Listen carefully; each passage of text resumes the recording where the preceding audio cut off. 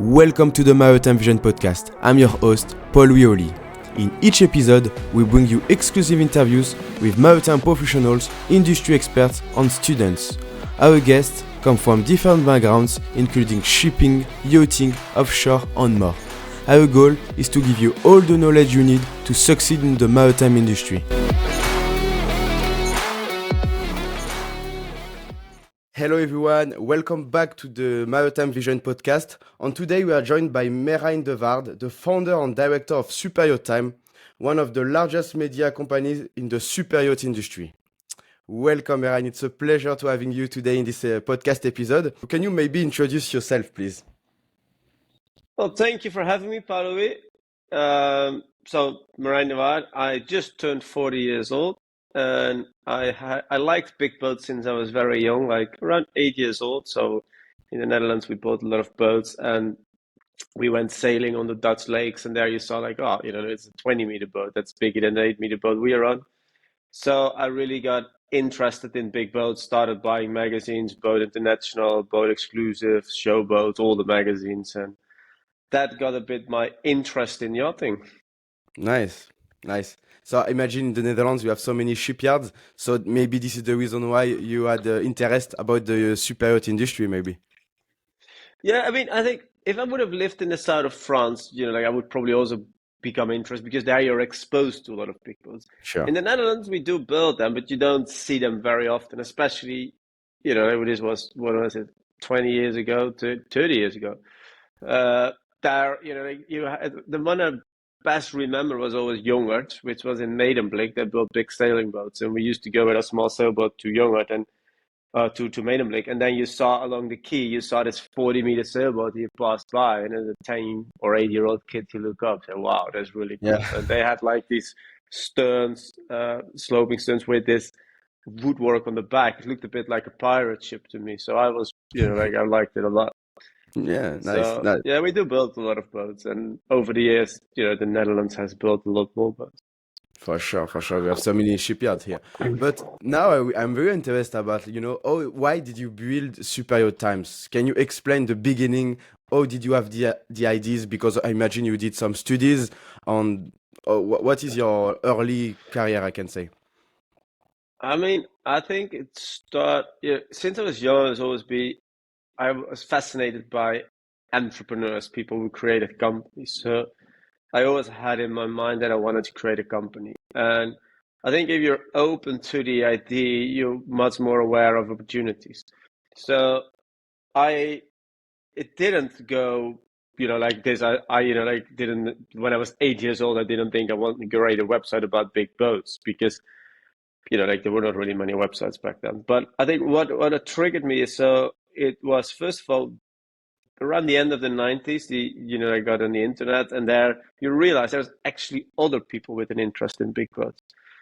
Because it's not, like in the Netherlands, I came from a small village. I knew nobody who was interested in big boats. And even because of social media today, it's different. You're a lot more exposed to it. But before, you were not really exposed to it.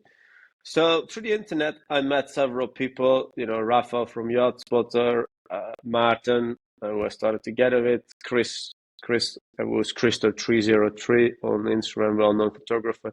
Those were a bit more the early days Yachting Spotter. And Yacht Spotter had a great website, and there was the Power of Motor Yacht forum. So in the Netherlands, around that time, the digital cameras came as well. So that was also important. So one of my uncle had one, so I used to borrow it, and I used to drive to the shipyards when there was a new boat. And these days, there's 10 people standing at the shipyard taking loans. But then I just called them up, or I called a restaurant next door. Oh, is there a big boat outside? And so I said, yeah, there is. So I went there, took some pictures, and sent them to these forums. And then it was around 2004, one of my yachting friends said, like, oh, yeah, sometimes I sell photos. I said, okay, can you sell them? And so I said, like, okay, I'm going to make this website, yacht-images.com, and I'm going to sell pictures. And that was my own pictures. And, back then, the world was a little bit different that, the shipyards didn't send out a press release when a boat was launched. Like maybe 3 months later when they delivered it, they would send out a press release, but that was about it. So I used to sell my pictures to all the yachting magazines, Power and Motor Yacht, Boat International, Show Boats, Yachts International. And then I started to also add photos of other photographers. So one was a cruise ship captain because he had a nice angle from the bridge because there were no drones back then. So he was high, and like I didn't have the money to rent helicopters and stuff like that. So I just relied on crew members, people based somewhere. Like I had people based in the Middle East who took some pictures of the boats there, or in the south of France, or the Caribbean, or the US. So I was just selling these pictures during my study. So that's how it started. Quite interesting. But So you started with pictures. Yeah, pictures. But I mean, I'm not an amazing photographer. I was just at the right place at the right time. Plus, I had a lot of stock. So Yachts International and Power Modiat used to publish the top 100 largest yachts in the world. Like of 50 boats that didn't have any pictures. So I would go and source these pictures because some boats were very hard to find. And these days it's super easy to find everything because people have phones, social media, and stuff like that. But then it was a lot harder. So you had to really find people in an area, say, okay, you go there, take a picture of this boat. And so the top hundreds were, and it was a nice challenge for me as well, like, because I wanted to see pictures of these boats as well. So it was cool. Yeah. And Nice. so I graduated then I studied finance and I did an internship at a yacht finance company, which was nice, like I feel like I was part of the industry for the first time. And but I didn't really. I mean, finance is fun, but it's like it's not my. Yeah, that's not for you. I don't have any ambitions in having a finance career. So I said, like, okay, I'm going to the south of France for 6 months, and I'm going to pay a dude some money to build a website where you have a database of boats, daily news, and a directories of companies. And that more or less that was the start of Superyacht Times. Wow. So yeah, you started with photography. And then how did you develop Superyacht Times? Because now it's like a media company. You promote, making news in the industry and much more. Later we're going to talk about other technologies you are developing aside the Superyacht Times.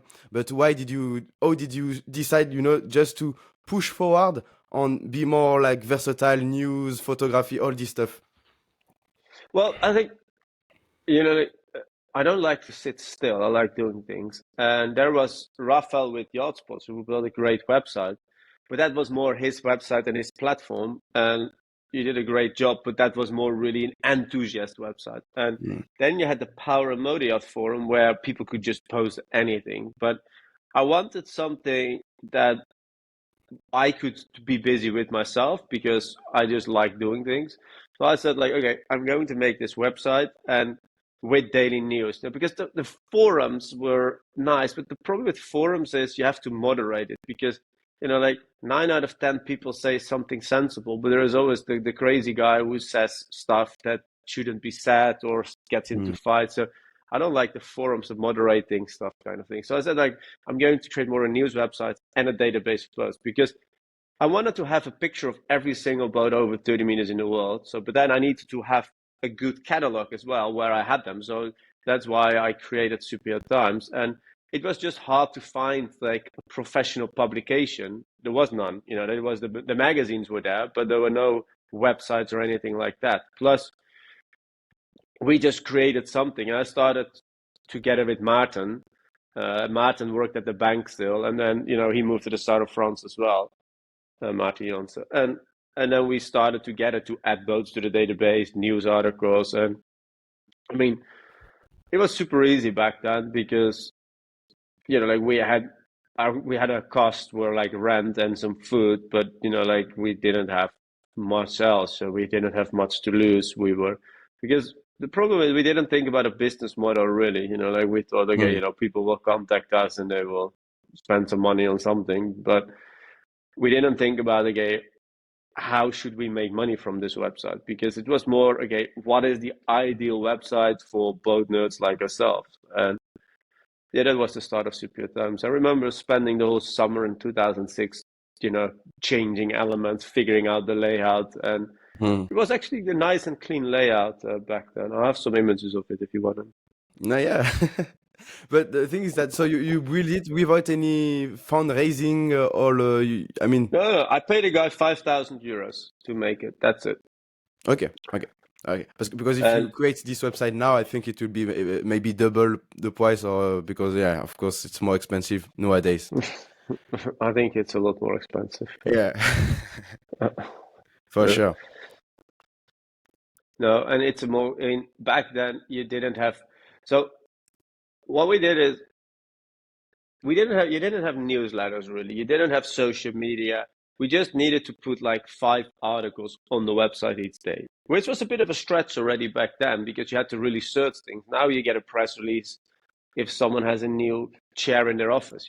People send press releases a lot these days. But back then, we had to really go to each individual company website, see, there is something new, or email them and get in touch, or just drive around the Netherlands, take pictures. So that's why we started with photo of the day. We still do it every day. We have a photo of the day. That's a picture of boat, because back then we at least were assured, okay, we have one article, that's photo of the day. And so that was a start, that's what we needed. And yeah, so these days it's a lot harder to run a media company. I mean, you have podcasts, you have videos, you Yeah. have, like all sorts of different social media, you have newsletters, you need to be a lot quicker, you have to filter through press releases. And back then it was pretty easy. These days, running a media company is a lot more complex than back in the days. We have tried several things as well that didn't work, like especially in 2013, we did an iPad magazine. I think it was Oh, 2013, 2014. So it was called Superyacht Experience. But the iPads were around, they came, and then there's all these digital magazines that were iPad only. You could swipe, read, and it all sounded like a great idea because, like everybody was yeah. having iPads. And uh, it was more like creating a whole magazine, like articles, design it, and then you could swipe up, left, right, down. And it was quite a cool. You could click, there was some animations in there. But the problem with that was that people needed an iPad, okay? Yeah. Like that was one. But also if you needed to be on your iPad and then look at it, because if I send you a link to our website, you click on it, I have a reader. Yeah. Or I can WhatsApp it, whatever. Back then, if you sent you the link to the iPad magazine, you needed to be on your iPad to download it and to read it. So if people were not on their iPad, it was very hard to get people to download it because they might have seen it, but then they forgot. So that we did. I think we did 3 issues of that, and then actually that led us to, after that we said, okay, what we introduced going print. So then we started the newspaper, the SuperYacht Times newspaper, and the newspaper has actually been doing very well. It's I always like print, like I have a massive archive of all sorts of yachting magazines, brochures, files, anything, because I just like it. But then in 2014, I said, okay, we're going to do a printed newspaper. And I wanted a newspaper because there were so many magazines. And print is also nice. If you go somewhere, you can give people a copy, they can see it, they can read it. And there are still a lot of companies who like advertising in print because it feels more physical. Yeah. So yeah, it's almost 10 years ago that we started with a printed newspaper. Nice. Very And interesting. we still do it today. Yeah, newsletter is quite powerful actually. And now I want to ask you another question because you've seen the yachting industry since a long time ago. How did it evolve? I mean, the size of the yachts, the technology on board, because before, like a super yacht was not as big as currently. No, I started actively following it since the end of the 90s. And I think if you look back to the end of 90s, early 2000s, first of all, were a lot less boats, but I think also there were less crazy designs, I think, as today. I think, yeah, a lot of things have changed from, safety regulations, all sorts of things. But if you just look at the individual boats, I think there's a lot more creativity in the design, and I think it's, like, of course boats have become a lot bigger, like back in 2006 when Moria Dubai was launched, like that, was a very big thing because she was, Prince Abdulaziz had been the largest yacht for many, many years, and then finally there was one that became bigger, and there were not many boats over 100 meters being launched then, like maybe once every couple of years, and now every year there is a few. And of course, I mean, you never know how long that will continue, but I think it's definitely the amount of boats and the design and you see it also on the smaller boats, like San Lorenzo creating the SX series, and I mean, of course, the Explorer trend is there's a lot of different flavors out there, I think, and that's great to see because I think in the end, what gets a lot of people interested in yacht, including myself, is the differences in the looks of the boats. If they would all look the same, it becomes quite boring. Yes. Like as sometimes people compare, liking boats to liking planes, but in the end, like for me, there is a lot more variations in For yachts, sure. and it's a very different thing Yeah. compared to planes, trains, or any transport Yeah. Yeah. vehicle. That's true because when you start that with, I mean, we can call that spotting. You know what is it spotting? I mean, you have all those people who like plane. They take picture on photography. We have quite the same in the maritime industry, but it's not as big as the airplane spotting community. So, but of course, with Mhm. airplanes, you have only always the same airplanes, aircraft, Airbus, Boeing. That's it. And with yachting, we have so many variety and different kind of vessel. We have, of course, this support vessel who looks incredible. We have this big super yacht, etc. And nowadays we have so many different shipyards. But during like the 90s, it was like that, or you have like only one leader in the market, and the others try to to survive. I mean, I think it takes a very long time to become an established shipyard. Mm. So a lot of the brands which were around then are still around today. If we look at, Fat Ship, Lewis, and Aberking, Benetti, like Ferretti, like these brands all were around when I was, like 30 years ago as well. And of course, you also get newer brands, but I think, I mean, Contieri della Marco or Silver Yachts, like they have been to their market around 10 years, Silver Yachts, maybe 15 to 20 years, like, and it still feels like, like if you're in this business for 10 or 15 years, almost like you're the new kid on the block. Well, Yeah. 15 years in a normal business is quite a substantial amount of time, but that's also because it takes a while to build a boat, like it's not like you can start a business tomorrow Mm. and then have a boat ready. It takes probably 3 years to get your first boat on the water. And maybe in 10 years time, if you build bigger boats, you might have like 5 or 6 on the water. So you're still kind of a new brand. So like you see a lot of new brands popping up, but you also see people buying old brands and restarting it again. Yeah, yeah, yeah. We call And that there is and a that name. happens a lot as well. Yeah, reconversion. I think the name of this to build the old ship and making like a completely new yacht. Okay, that's a different topic. That's more conversion. Yeah. That's more, like taking a commercial ship, Yeah. converting it in a private yacht. So, but what I meant is more like, like a brand hasn't built a boat for 10 years and then suddenly someone buys it and start Oh yeah. building boats again. So people use older brands, so it feels like you have been in the business for longer. Yes, yes, makes sense. Okay, now let's switch to another topic because you are developing. So you have Super Yacht Time on a side. I've seen you are developing Yacht Eye. So can you give an overview about it because I think it's quite interesting. Yeah, so the guys who started Yachteye, I think they started around 2010, and they worked for a system integrator. And around 2012, they went full time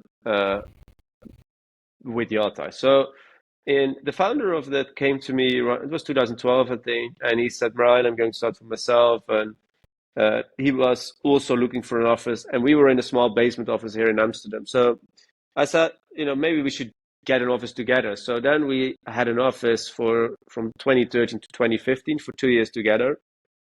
And so I learned a lot about the product, and it was a cool solution. Especially 10 years ago, it was, there was nothing on the market like that. And it was like a guest information system. And what they created was more or less a 3D boat on a 3D world map. So the guests could put it on the TV or on the iPad, and they could see their boat, where you were. You had the itinerary in there, and a few other features. And in 2015, we split ways because they had a few more people, we had a few more people, so we needed to find another office. And we always kept in touch. And around December 2019, they went bankrupt,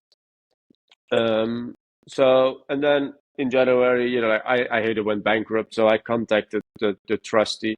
So I was like, okay, how does this work? And I buy it. So I said, well, here is the information package, and you see, okay, some debts, and you see some, like stuff, work they still need to do, and debtors. So I looked at it. So okay, I put in a bid, and then we were the highest bidder. So then I think the deal closed in February 2020, just before COVID. So it's like, okay, like now we got this, and let's see where it goes to. Because yeah, I like new challenges. I get bored quite easily, so it was a nice opportunity. And I mean, we back then, we kind of knew what we were getting into. Also, not really, like because back then we had one software developer who helped us with SuperYacht Times, but like I didn't really fully understand of the complexity of building a system like that, especially multi-platform. Yeah.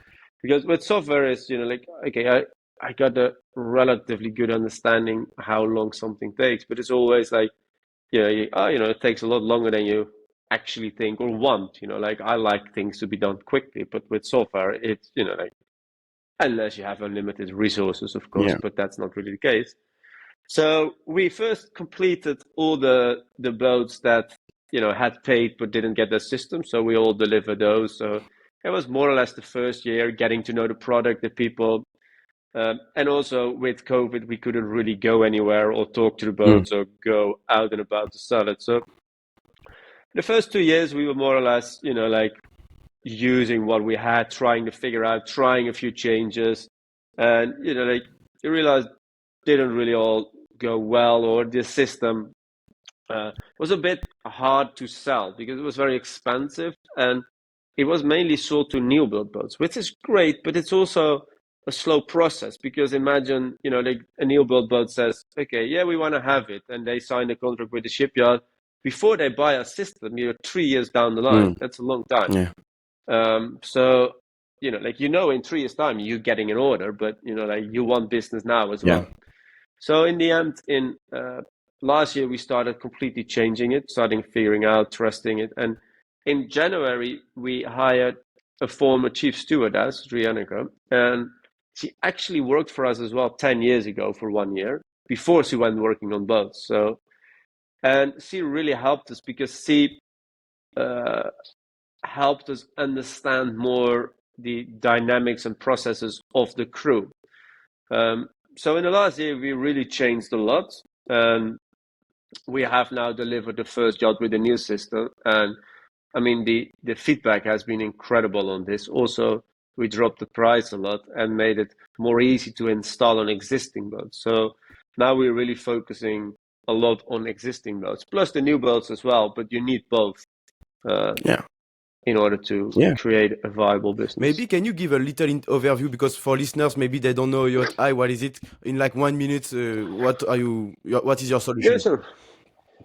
So Yachteye is a guest information system that helps to create better informed guests and to make the life easier for the crew. For example, like we still have the dashboard for the TV, and the TV dashboard is just running. So let's say the boat is cruising Saint-Tropez. It says, oh, we're now passing Saint-Tropez. You see it on the boat. Or if we're passing a boat, it says like, oh, we're now passing the 85-meter Ocean Coast Sunrays, and it shows pictures and information. So for the TV, it's an information feed. You can see where you're cruising.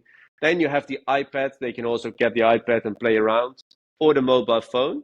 And for example, if you sit on the sun deck as a guest, you can see, oh, what are the menus on board? So you can just open the app, see, the wine list, or the cocktail menu, or the spa and wellness menu. But you also can find, we have a feature called Yacht Radar where you can see which boats are around you, because guests often ask, oh, what's that boat, or what's that boat? And then they can just see, it's Savannah, Fed Ship 83 meter. So you can find all that information, but also it has all the crew profiles. It has the itinerary. Like you have some data from the bridge, for example, like the speed of the boat, what it's cruising, the water temperature.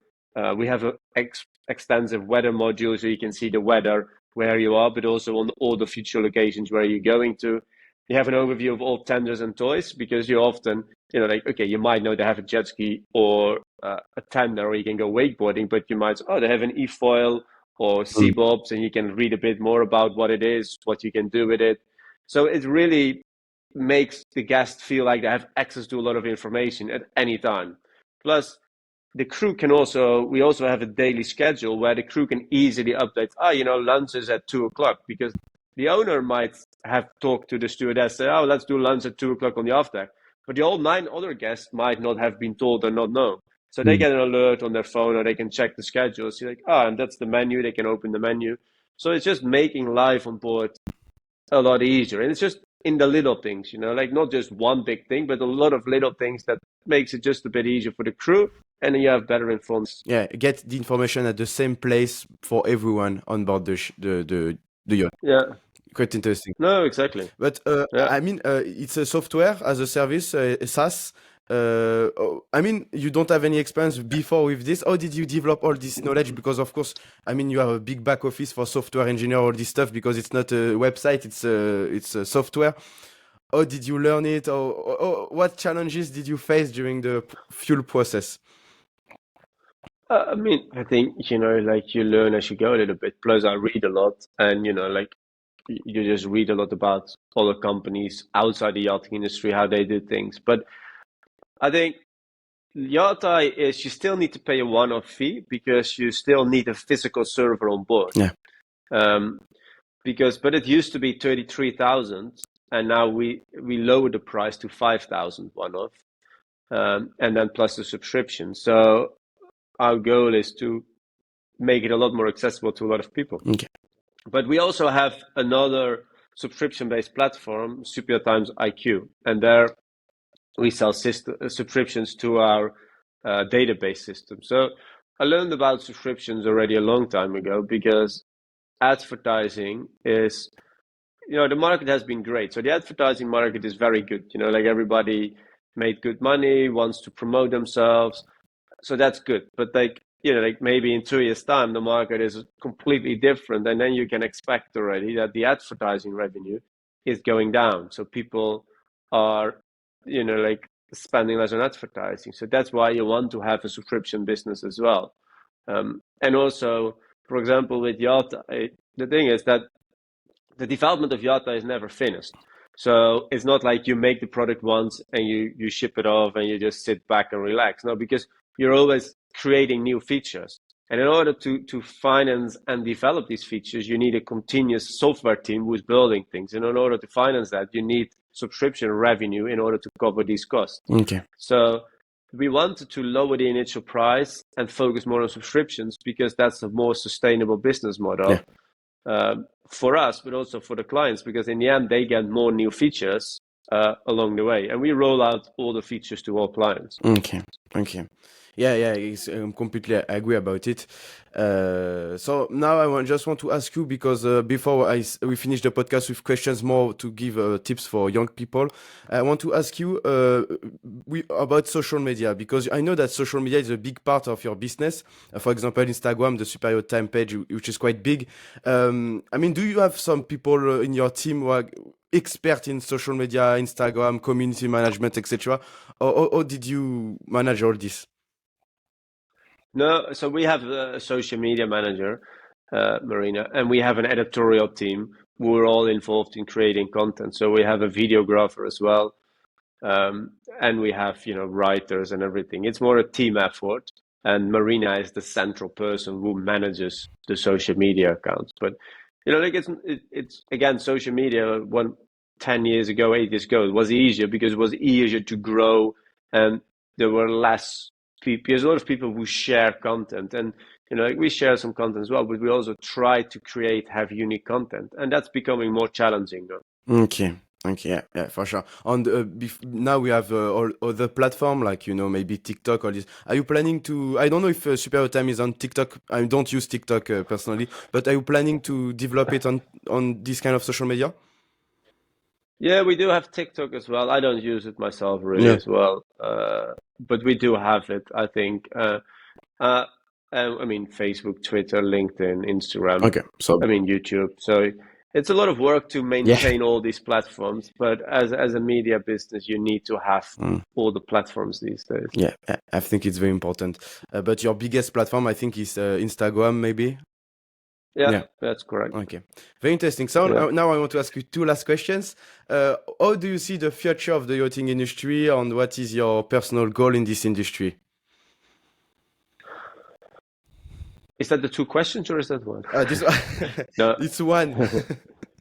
Okay. So, I mean, I think, like there is around between 150 to 200 new yards over 30 meters built each year. And this year is probably quite high, closer to the 200.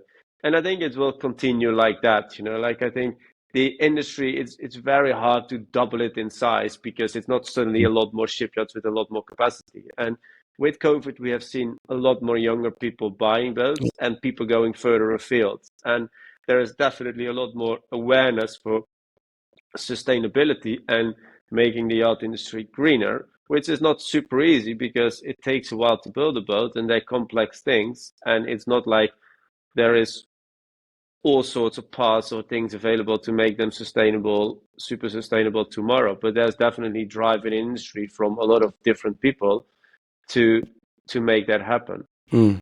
Personally, I like this industry a lot, and I think there's still several opportunities. I think with SuperYacht Times, we now have a nice portfolio of products, and with Yachteye really gaining momentum. And I'm always looking for new opportunities. So if people want to start a business or have an interesting business, I'm always happy to talk about it. Okay, nice. So are you yourself planning to invest in startups in the industry, or not really? I mean, like I'm always happy to have a chat, but I think it needs to work both sides. Like we need to be able to add value, and I need to find it Mm. interesting. And with a lot of startups, it's more the person instead of the company. Yeah. Sometimes, I mean, the idea needs to be good, but you need to believe in that person that that person is capable of running and growing that business. Yeah, yeah, I completely agree about it. On the to come back to the point about people are younger now, I mean the yacht buyers, I think is maybe due to this internet. People are making money online, all this stuff. It's building this young community of rich people. On, I mean, people becoming richer days after days and at a younger age. So I think it will be quite. It will have like an impact in the industry because of the taste of the buyers, all this stuff. Are you agree about it? I mean, I think there's always also people with all kinds of different tastes. I think that like you see a lot of people buying boats now, especially younger, newer entrants. So, I mean, some of them go to the massive, big custom boats, but there's also a lot of them who just like the looks of a Riva or an Azimut or San Lorenzo, and that's their entry boat. And maybe in 10 years' time, when they have a lot of experience, they decide to build their own boats. But I mean, there is definitely an appetite for people in exploring boats as well. But I think what we see is, I think most younger buyers don't buy a lot of custom boats yet because they're still learning. Of course, you have the few exceptions, but most of them buy the boats that are around them. Also, because it takes a lot of time to build a Yeah. custom boat. You have to make a lot of decisions, designing. So it's a whole process, and not everybody likes that. Okay. Yeah. Okay. Now I want to ask you the last question. What kind of advice can you give to young people or even young professionals who want to start in the yachting industry or who want to start their own business in the maritime industry? I mean, if you want to start your own business, you have to, in the yacht or in the maritime in the yachts, you need to understand your market extremely well because people think, okay, there's 5,500 boats. I'm going to sell to all these boats, 10% market share, 500 boats. So it's a big market. But in the end, theoretically, it's a very small market. And from those 5,500, some of them are smaller, run on not a great budget. So you need to really understand your market and if there is enough market for your product.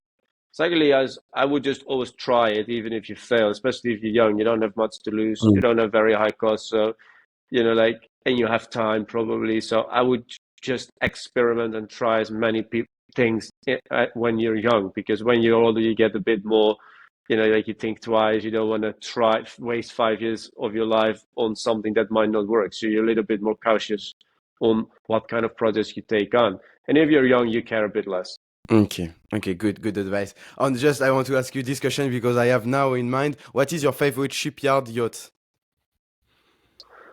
I mean, I don't really have favorite yachts or favorite shipyards. I mean, in my office, I have a picture of a sail, 33-meter sailboat, Carl Linné, which is just a cool picture of like a guy with a surfboard standing on an island with a boat in front of it. I got Arctic P in my office. I have not Rising Sun in my office. It's just more, like there's all sorts of boats I like. It's always, sometimes you don't like a boat the first time you see it. Then over time it grows on you.